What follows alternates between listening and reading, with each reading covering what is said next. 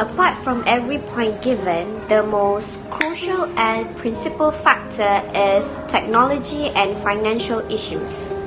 From my perspective, I consider this as the most contributing factor to disadvantages of online learning due to our current pandemic COVID-19. Well, this is because not every place have good internet connection, precisely students who lived in suburban and rural areas.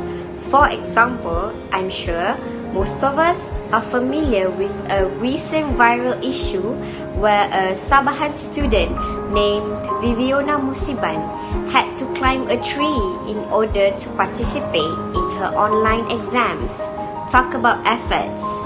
Thus, this would be a serious major problem for students to participate classes and do their assessments that need to be done according to the time given. Hence, this would result in students feeling stressed for not being able to understand the knowledge given and, or worse, depressed because of not performing well in their subjects. Moreover, in some cases, students who live in poverty or comes from a poor background family couldn't afford to buy a laptop or perhaps even have access to high internet data speed. Why? In this new modern era, nothing comes for free, as everything valuable has its price, since the world now is revolving in a new online system. Like they always say, everything and anything is at the point of your fingertip. However, for these underprivileged cases, it is quite hard for them to adapt to this new modern lifestyle because to purchase a laptop, you have to at least prepare a sum of money in between 3,000 ringgit Malaysia, and that is just only the first part. When it comes to high internet data speed, most telco companies usually starting price for a low budget package is Rm100 ringgit to unlimited connection per month.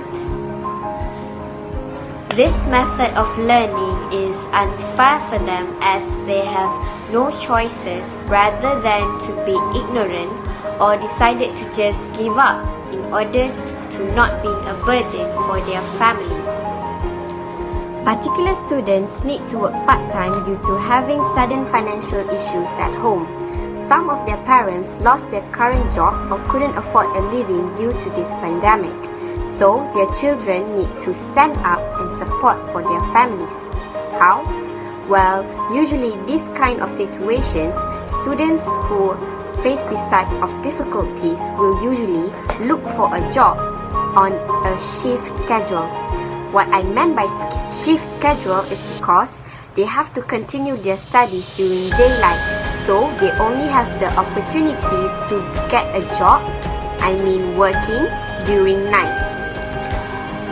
So, this has proven that online learning could actually be a burden for these underprivileged cases. And this is why, in my opinion, most students hated online learning but had to bear with it for their future's sake, as they have no choice left.